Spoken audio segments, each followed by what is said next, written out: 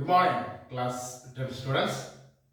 Today we are going to study Economics Chapter 2, Sectors of the Indian Economy. In this chapter, we are going to focus mainly different sectors of economy. Not only primary, secondary and tertiary sectors, public and private sectors, organized sector and unorganized sector. These different types of sectors of economy we are going to focus. We know that all the activities that give an income in return are called economic activities. All the activities that give an income in return are called economic activities. Economic activities are of two types. Economic activities are of two types. Activities of producing goods and activities of services. Activities of producing goods and activities of services. For the easiness of understanding, economic activities are grouped or sectorized. There are three groups or sectors of economy. They are primary sector, secondary sector and tertiary sector.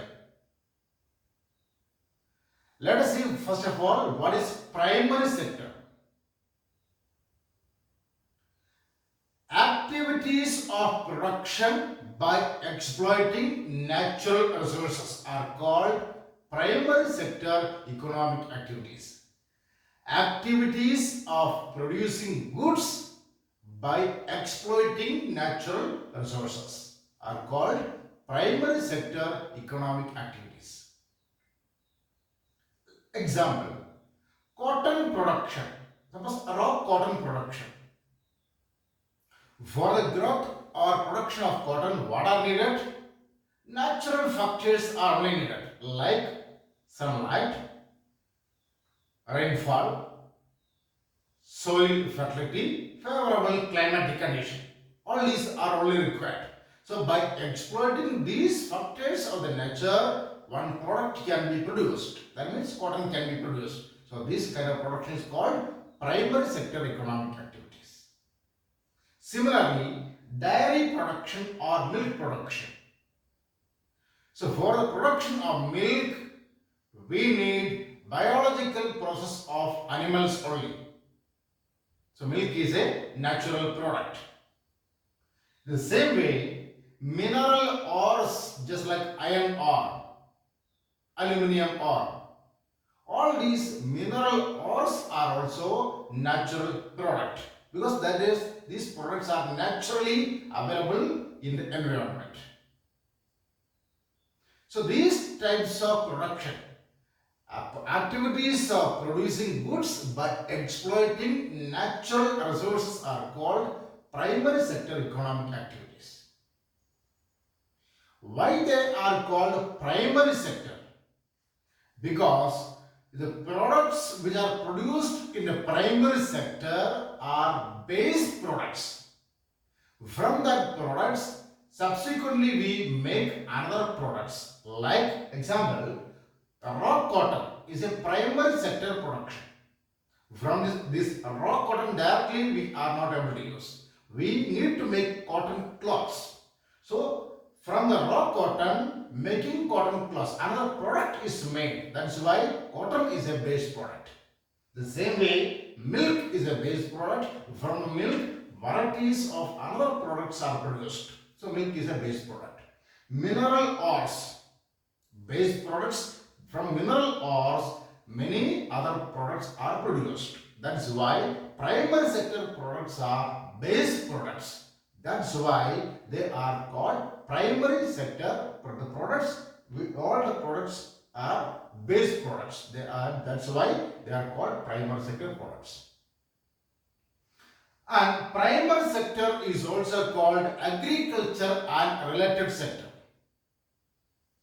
Here some examples of primary sector products are cotton production, forestry, mining, fishing, all these activities are called. Mining means just like we cannot say mining, taking of mineral ores, use of mineral ores, that can be called as actually primary sector activities.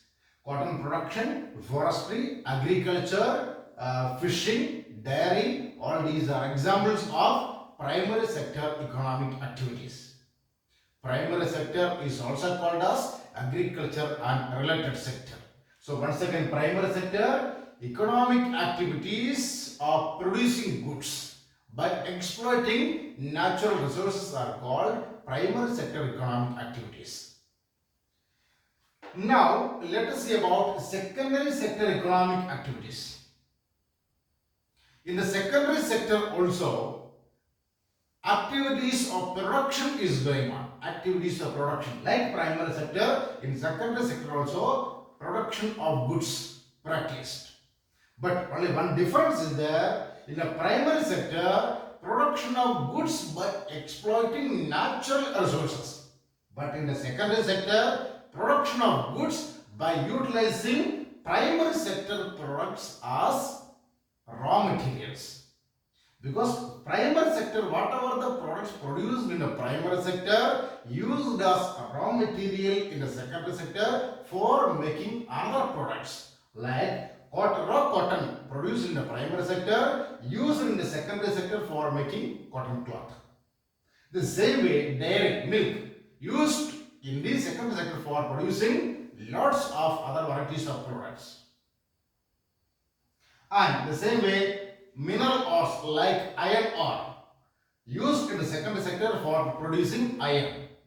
So the same way, we know actually brick making is an activity of primary sector. From that brick, construction of building is a secondary sector activity. So all in the secondary sector also, activities of production is going on, but by utilizing primary sector products as raw materials. So primary sector economic activity is also activities of production. In the secondary sector also, activities of producing goods. Now let us see the third sector, tertiary sector. Unlike primary and secondary, in the tertiary sector, no activities of production, only activities of services. We know that for the development of primary sector and secondary sector, what is needed? Help needed. That help will be given by the tertiary sector.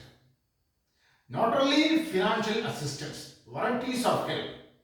So for the development of primary and secondary sector, whatever the help needed, assistance needed, that will be given by the tertiary sector.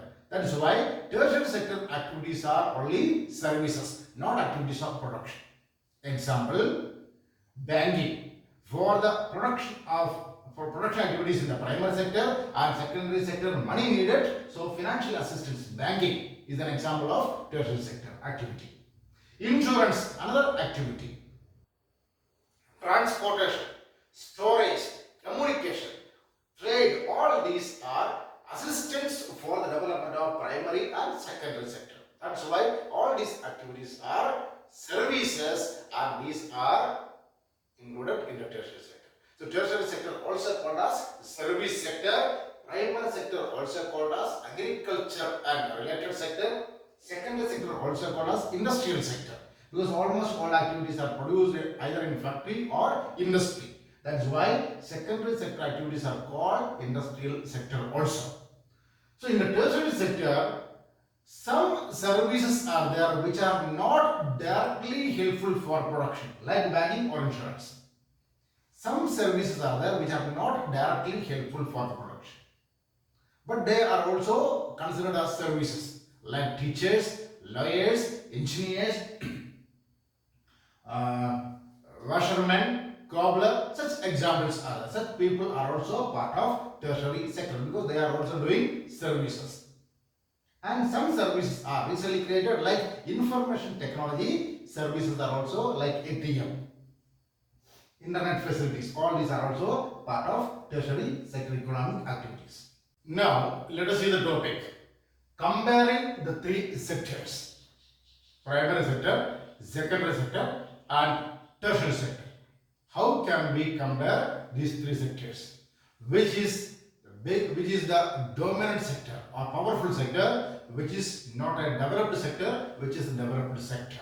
That how can we understand?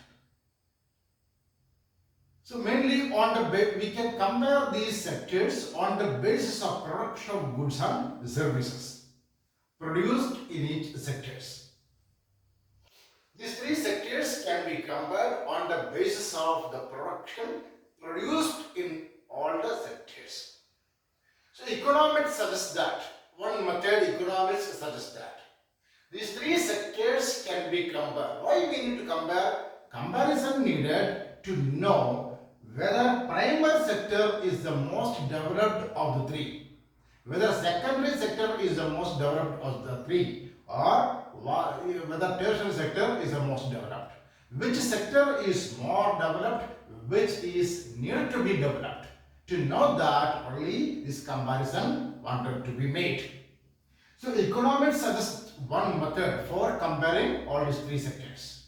Economics suggests that by calculating the value of all final goods and services, we can compare these three sectors.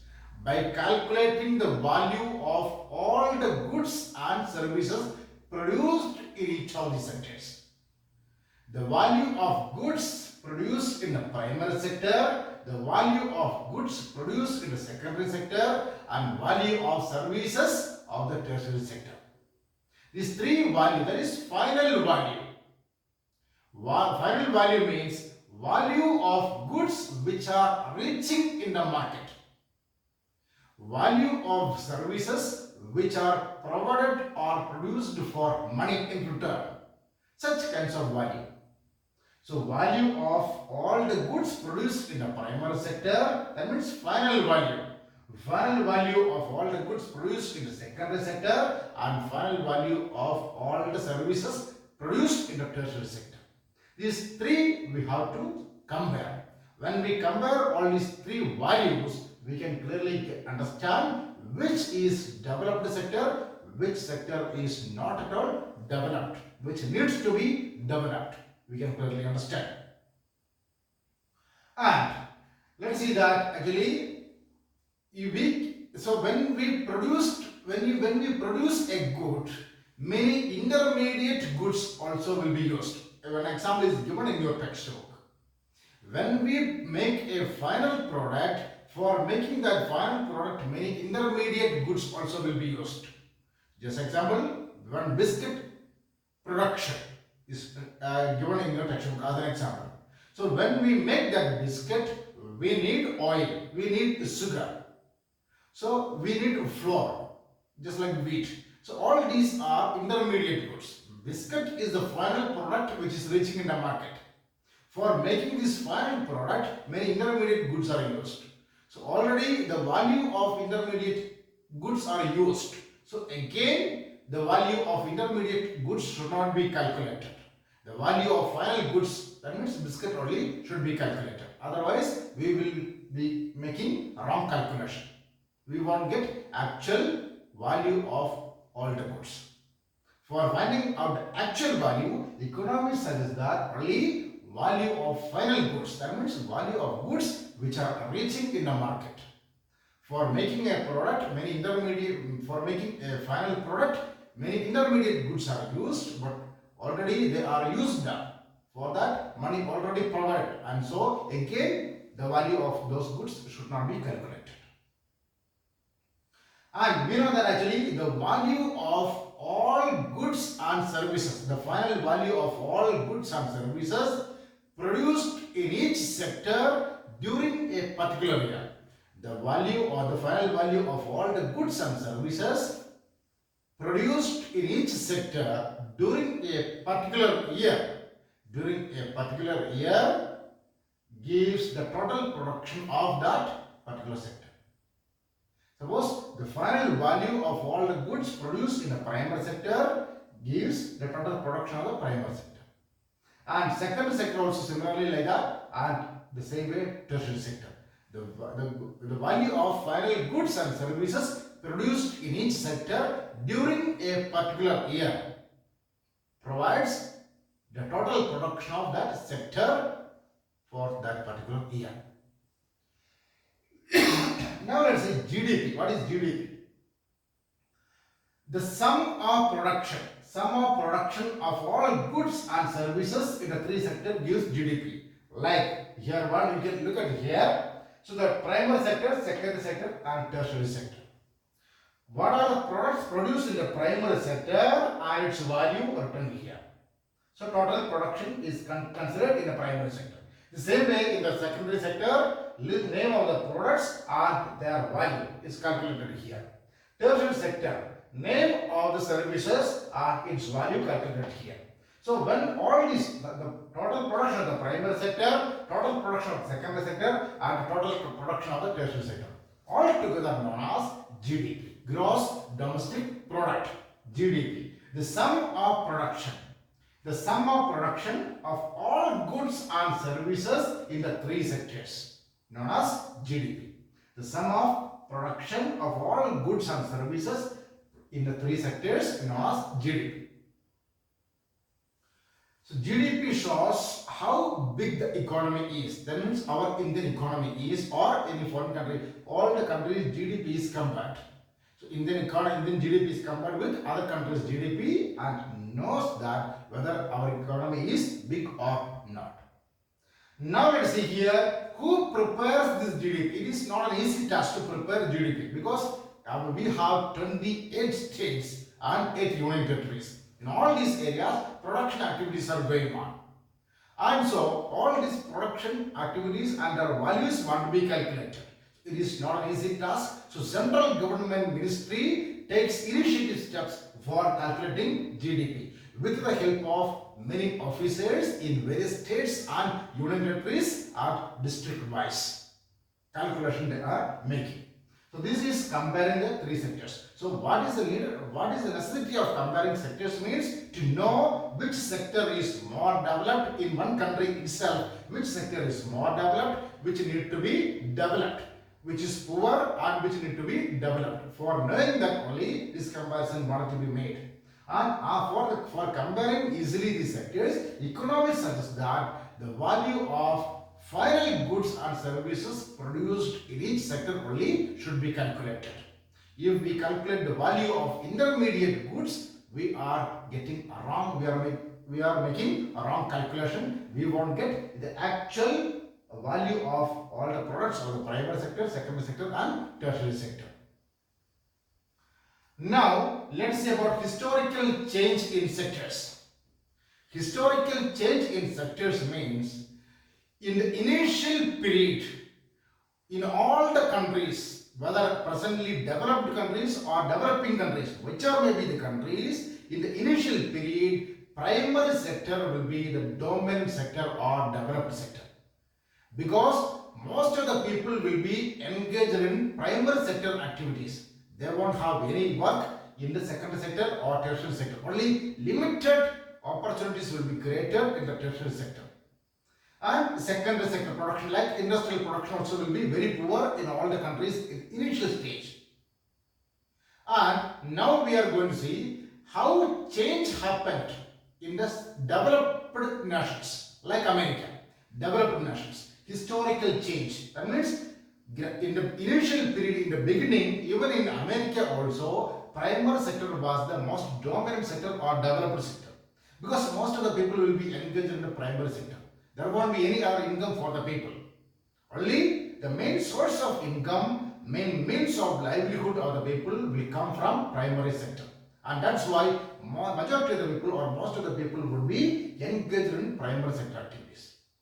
And when primary sector develops, when income of the people increases in the primary sector, they might think or they may think of getting some facilities.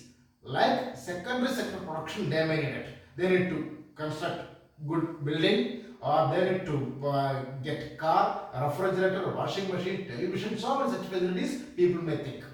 First of all, people should have money, and if primary sector develops only, income level of the people will increase. When income level of the people increases only, they may think of getting new facilities like better house, vehicles, refrigerators, television, other industrial products like. So when people demand for such kinds of facilities, gradually production of the secondary sector also will increase. When production of the secondary sector increases, more number of people would be engaged in the secondary sector. That means more number of industries would be opened, more number of factories would be opened, and employment opportunities also would be created in this secondary sector. So people who depended in the primary sector once would move to secondary sector now. A large number of people from primary sector would move to secondary sector. So gradually secondary sector would be changed as the dominant sector or developed sector in the developed nations.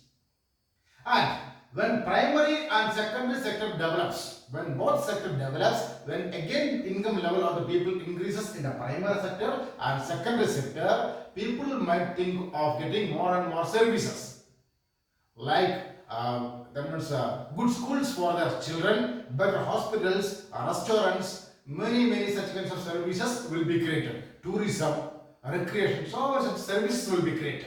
So when more and more services are created, because when income increases, people might thinking of getting more and more services. When people demand for more and more services, more opportunities will be created in the service sector. So when more opportunities are created in the service sector would be changed as dominant sector in the developed nations, or that means most developed sector in the developed nations. So this is called historical change of sectors. In any country, whether presently developed country or developing country, whichever may be the country, in the initial stage, primary sector would be developed sector, while comparing to other secondary and tertiary sectors.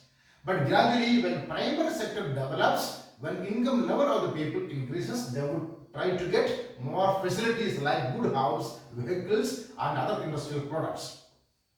When people demand for such kinds of facilities, naturally production of such products will increase. The number of factories, number of industries would increase. So when production increases, secondary sector would change as the dominant sector. And when primary and secondary sector changes as a dominant sector, naturally people would demand for more and more services. When more and more services created, service sector would change as the dominant sector than primary and secondary sector. All these happens only in the developed nations. In the developing nations, still primary sector will be the dominant sector. In all developing nations, primary sector will be still developing nations. This is called historical change in sectors. Now, let us see the topic primary, secondary and tertiary sectors in India. Comparison of all these three sectors in India. Look at this graph. Graph 1. This is shown for 2 years. 1973 and 74 and 2013 and 14. This is 2 years. A difference of 40 years.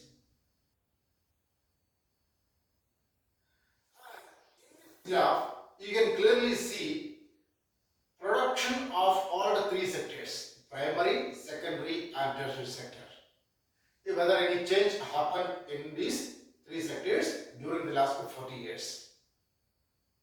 And when you look at this graph, you can clearly understand all the sectors production increased from 1973-74 period to 2013 and 14. During this period, all the three sectors production increased.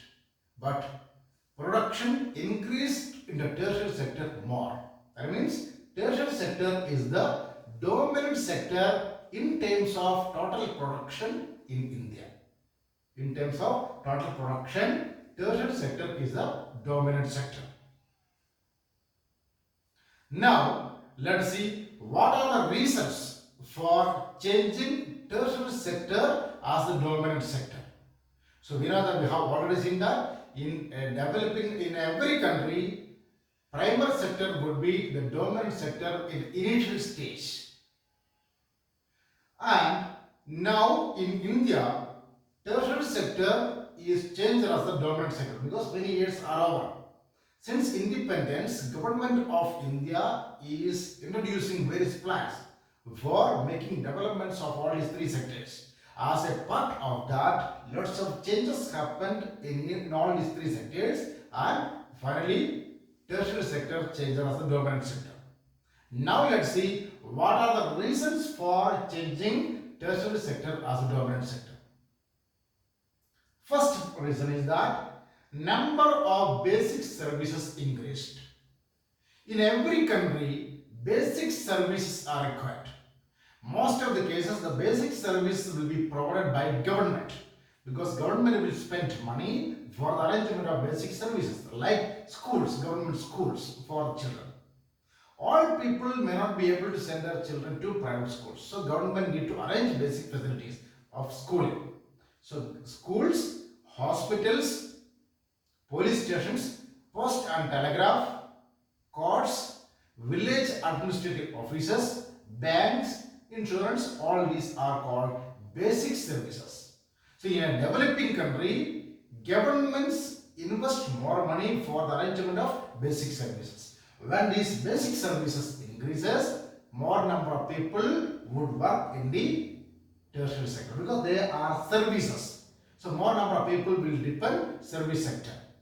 So gradually service sector will be changed as the dominant sector. So one reason in India, one reason for the development of tertiary sector, one reason number of basic services increased. Second reason is that we have already seen that development of primary sector and development of secondary sector naturally leads to the development of tertiary sector. We know that when the production of primary sector increases and when the production of secondary sector increases, naturally this product want to be transported to the market. So transport is a activity of tertiary sector. And moreover, banking needed for financial assistance, banking needed, insurance needed, storage needed, communication facilities needed. So the development of primary and secondary sectors leads to the development of tertiary sector. Because when the production in the primary sector and secondary sector increases, naturally more services will be created in the tertiary sector for supporting primary and secondary sectors like transportation, storage, communication, banking, insurance, like that. And third reason is that when the income of the people increases, when people work and earn in the primary sector and secondary sector, when people produce products in the primary and secondary sector, when the income level of the people increases, they may prefer to get more and more services. So people may not prefer to send their children to government school. So private schools will be created. People may not, when income level increases, people may not be interested to go to government hospitals. So number of private hospitals will be created. And people may like to eat out. So more restaurants or hotels will be created. And when income increases, people may like to go for picnic. So tourism industry also will be developed. So that is what, when the income increases, more and more services will be, there will be demand for more and more services like private schools, private hospitals, for the development of tourism, like that. So naturally this service sector will be changed as the dominant sector. And recently new services like IT industry also developed. So job opportunities are created in the IT industry also. So these are the four main reasons for changing in India tertiary sector as the dominant sector. The first of all, number of basic services increased. Secondly, the development of primary sector and secondary sector leads to the development of tertiary sector. Third one, as the income level of the people increases, they are preferring or demanding for getting more and more services. And fourth one, new services like information technology and communication technology also develops. So because of these four reasons, in India, tertiary sector changes as the dominant sector.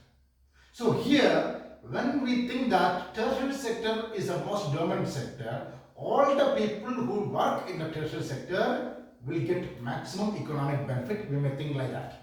It is not so. Only few people were skilled, that means the few people who are educated and skilled will get maximum benefit of the development of tertiary sector.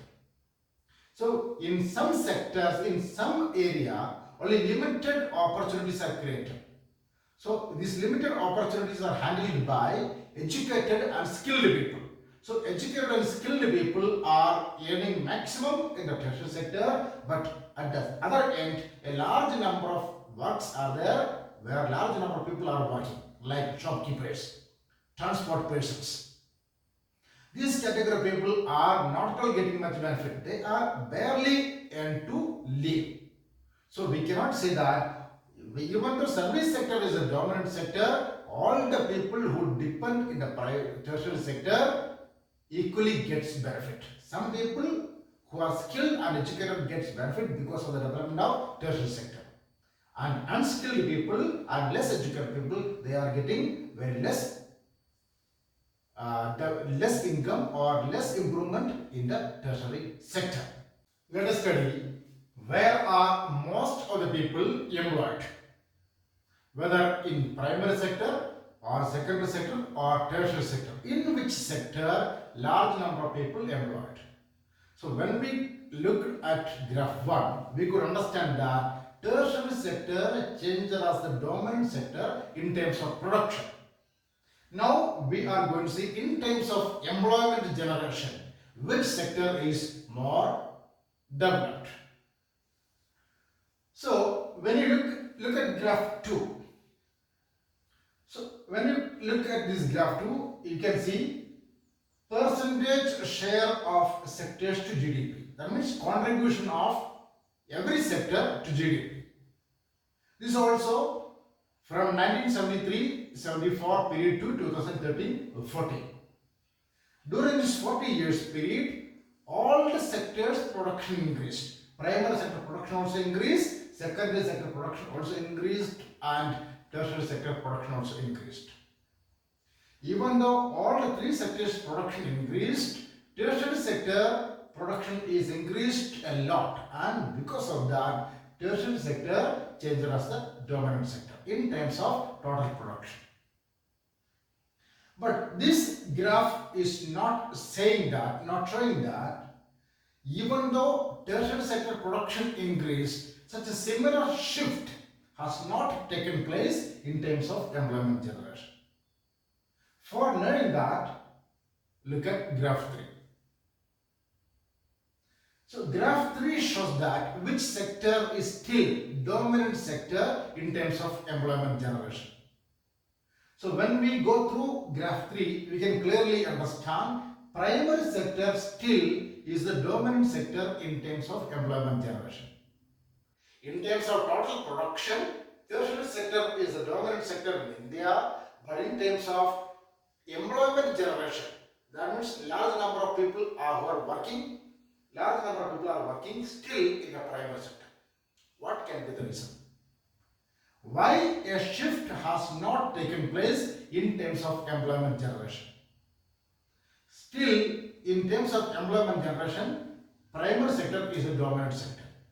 What are the reasons? Main reason is that not enough jobs created in the secondary and tertiary sectors. Even though production increased in the secondary and tertiary, but employment generation, that is job opportunities, are very less created in the secondary and tertiary sector. That's why still large number of people are depending in the primary sector for getting jobs. So here total production of secondary and tertiary increased. Secondary sector production increased, that is from 1973 to 73-74 period to 2013-14, around 9 times secondary sector production increased, and tertiary sector around 14 times production increased. But jobs created in the secondary sector only 3 times compared to 1973-74. 3 times jobs only created, increased, and 5 times jobs only increased in the tertiary sector. So that means production increased a lot, but job opportunities are only very less created.